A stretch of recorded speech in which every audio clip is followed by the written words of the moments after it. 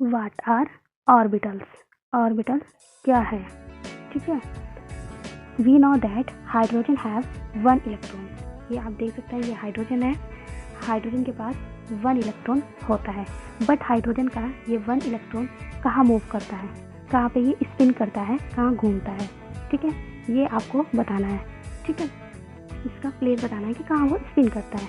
Hydrogen का 1 electron x direction में move कर सकता है, इलेक्ट्रॉन वाई डायरेक्शन में मूव कर सकता है, दैट इलेक्ट्रॉन जेड डायरेक्शन में मूव कर सकता है, ठीक है। जब किसी एटम का इलेक्ट्रॉन 3 डायमेंशन में मूव कर सकता है तो हम फाइंड आउट कर सकते हैं कि जो इलेक्ट्रॉन है वो इस स्फेरिकल रीजन में मूव कर सकता है, सर्कुलर यहाँ पे मूव कर सकता है, यहाँ पे वो मूव कर सकता है। ये इसका मूव करने का एरिया है, घूमने का एरिया है इसका, है ना। तो जब कोई इलेक्ट्रॉन का मूव करने का एरिया है, हमें पता है ये इसके मूव करने का एरिया है, तो हम इस एरिया को क्या बोलते हैं, ऑर्बिटल। इस एरिया को हम क्या बोलते हैं, orbital, okay.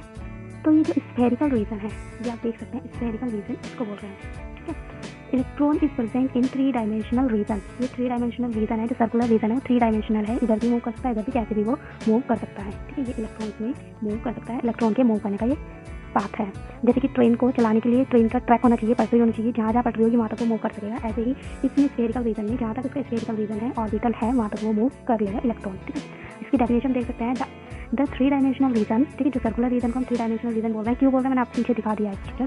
3 dimensional region around the nucleus, nucleus बीच में होता है, केंद्र, ठीक है। Where probability of finding an electron is maximum, कि यहाँ पे इलेक्ट्रॉन मैक्सिमम प्रोबेबिलिटी है फाइंडिंग की, इसको हम ऑर्बिटल कहते हैं। ये जो ऑर्बिटल्स होते हैं वो डिफरेंट होते हैं शेप के। जो सर्कुलर शेप का होता है उसको बोलते हैं एस ऑर्बिटल, एंड जो डम्बल शेप का होता है, 8 की शेप का नंबर ऑफ 8 होता है देखने में थोड़ा, उसको बोलते हैं पी ऑर्बिटल। एंड जो डबल डम्बल होता है, इस तरीके से इधर से क्रॉस बन रहा है, इधर से ऐसे बन रहा है, तो इसको बोलेंगे डबल डम्बल। इसके ऑर्बिटल का नाम होता है डी, इसको बोलते हैं D orbital, okay. Now hydrogen 1 atom, ठीक है। जो हाइड्रोजन का 1 एटम है उसका हम हाइड्रोजन के अनदर हाइड्रोजन के 1 एटम के साथ हम प्लस कर रहे हैं, रिएक्शन कर रहे हैं, तो क्या बनेगा, हाइड्रोजन H2, ठीक है। H2 मॉलिक्यूल बन जाएगा।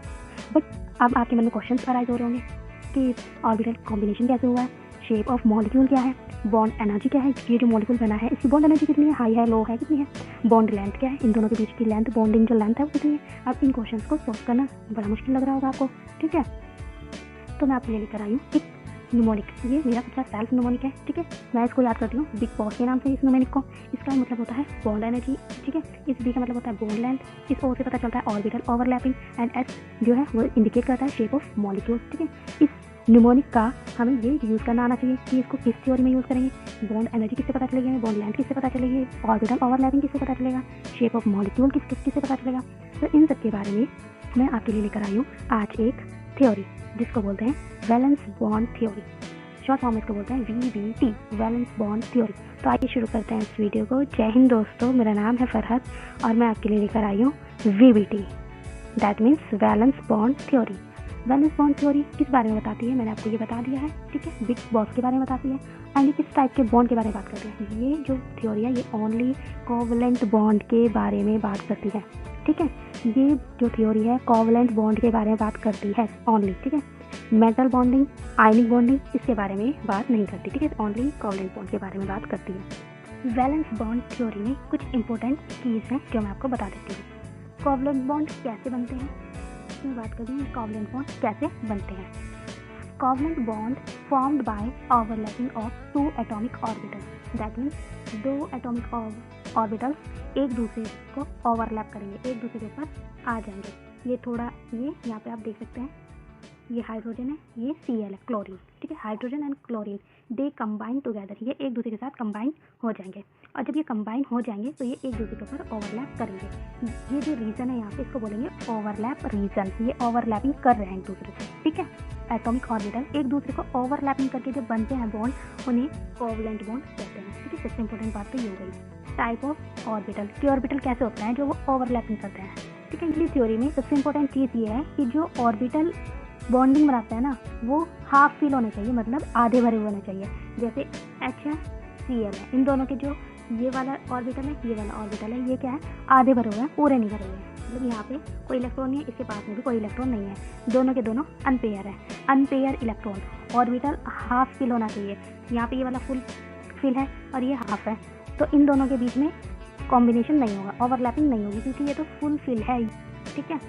तो ये वाला जो केस है, ये जो केस है ये कोवलेंट बॉन्ड नहीं बनाएगा, ठीक है। कोवलेंट बॉन्ड बनाने के लिए ऐसी सिचुएशन होनी चाहिए, दैट मीन्स कि जो ऑर्बिटल है वो हाफ फिल होने चाहिए, आधे भरे हुए, पूरे भरे नहीं होने चाहिए। नेक्स्ट इंपॉर्टेंट की है स्पिन ऑफ इलेक्ट्रॉन। जो कोवलेंट बॉन्ड है, ओवरलैपिंग है, वो स्पिन पे भी डिपेंड करती है कि इलेक्ट्रॉन का जो घूमने का चक्कर है वो किस साइड है। अगर दोनों का घूमने का चक्कर सेम साइड हो, मतलब दोनों के दोनों अपराइट है, दोनों का साइन एक जैसा है, तो ये कोवलेंट बॉन्ड नहीं बनाएगा। इसमें देख लो, यहाँ पे ये एस वाला फुलफिल हो गया और इसमें दोनों के दोनों एक जैसे हैं, ये वाला भी, ये भी ऊपर, ये भी क्या कोवलेंट बॉन्ड नहीं बनाएगा, कोवलेंट बॉन्ड नहीं शो करेगा, ठीक है।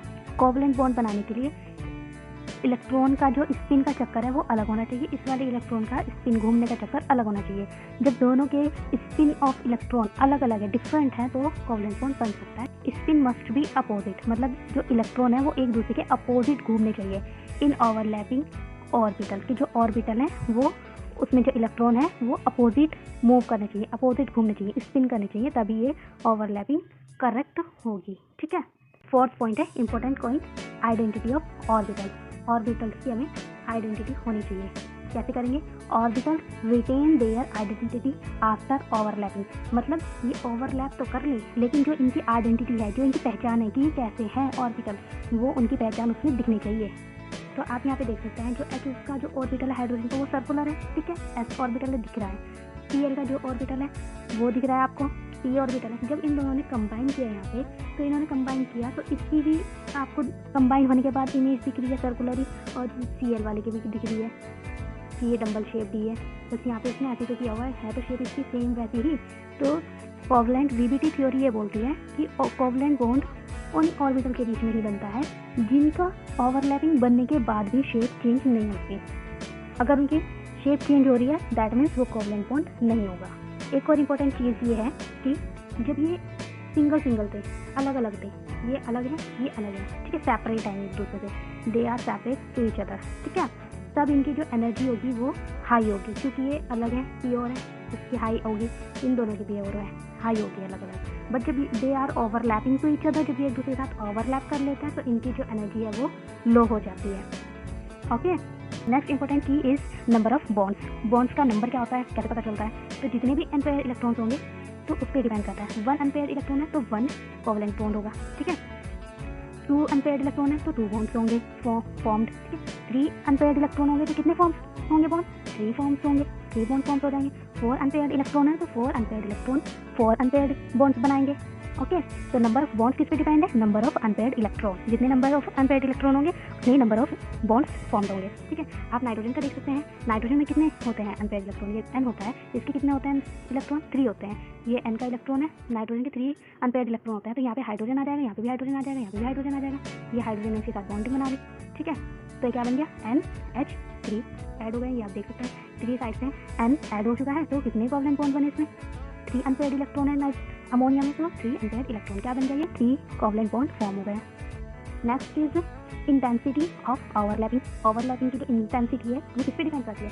Overlapping should taken place at optimum position, मतलब उनकी जो ओवरलैपिंग की जो पोजीशन है वो अगर करेक्ट होगी, ऑप्टिमम जिस पोजीशन से ओवरलैपिंग होनी चाहिए उस पोजीशन पे है तो ये कोवलेंट बॉन्ड फॉर्म होगा, अदरवाइज नहीं होगा। मिनिमम रिपल्सन, इनके बीच जो इलेक्ट्रॉन है इनके बीच जो रिपल्सन है वो कम होना चाहिए। अगर रिपल्सन ज़्यादा होगा तो इनके बीच कोवलेंट बॉन्ड फॉर्म नहीं होगा। आप यहाँ पे देख सकते हैं मैक्सिमम क्या है, इनके बीच रिपल्सन ज़्यादा है, ये ज़्यादा रिपल्सन कर रहे हैं, तो इनका जो न्यूक्लियस है वो ये टच हो रहा है, तो ये ओवरलैपिंग नहीं करने देगा। ओवरलैपिंग नहीं होगा तो कोवलेंट बॉन्ड नहीं बनेगा। Okay, next is bond energy and bond length, ठीक है। तो bond energy and bond length कैसे पता चलता है कि बॉन्ड एनर्जी क्या होगी, बॉन्ड लेंथ क्या होगी? The extension of overlapping, overlapping की एक्सटेंशन कैसी है? एक्सटेंशन से डिसाइड होता है bond energy, bond strength, bond length, ये तीनों चीज़, ठीक है। अब मैं आपको एक थोड़ा एक्सप्लेन कर देती हूँ। अगर हमारी ओवरलैपिंग हाई है, ज़्यादा ओवरलैपिंग कर रहा है, तो बॉन्ड स्ट्रेंथ भी हाई होगी, ठीक है, बॉन्ड स्ट्रेंथ भी हाई होगी।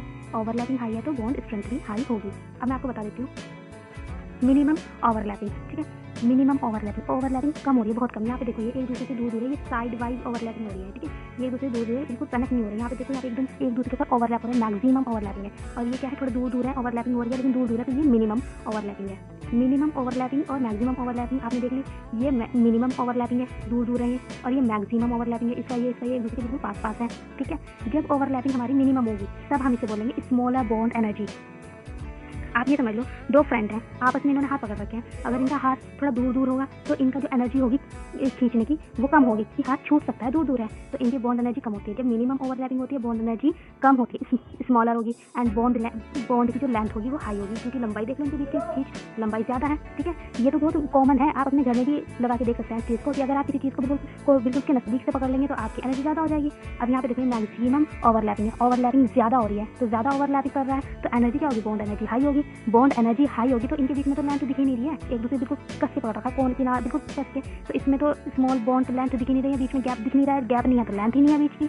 ठीक है, मैक्सिमम ओवरलैपिंग है, बॉन्ड एनर्जी हाई होगी, बॉन्ड लेंथ कम होगा। Okay, now last important thing is sigma and pi bond. जो कोवलेंट बॉन्ड होते हैं उसमें सिग्मा एंड पाई बॉन्ड बनते हैं। ठीक है, तो कितने two type of overlapping, overlapping दो तरह से होती है। कैसे होगी, axial overlapping, parallel overlapping. Axial overlapping क्या होता है कि जो हेड है, हेड टू हेड, मतलब एक दूसरे के हेड से ओवरलैप करते हैं। मतलब मान लो दो बच्चे हैं, दोनों बच्चों का हेड टच करा दो तो उनको बोलेंगे एक्सियल ओवरलैपिंग। अगर किसी का साइड बाय साइड से दोनों को टच कर दो तो उनको बोलेंगे पैरेलल ओवरलैपिंग। ठीक है, अगर हेड टच हो रहा है तो axial overlapping, side by side add हो रहे हैं तो पैरेलल ओवरलैपिंग। ओके, तो पी ऑर्बिटल्स हैं, पी ऑर्बिटल है, पी ऑर्बिटल है, इन दोनों के हेड टच करते हैं, इधर से यहाँ से इसका हेड दोनों का हेड टच कर दिया तो ये क्या होगी, एक्सियल ओवरलैपिंग। जब एक्सियल ओवरलैपिंग होती है, हेड टच होता है तो उसको बोलते हैं सिग्मा बॉन्ड। क्या बोलते हैं उसको बोलते हैं सिग्मा बॉन्ड।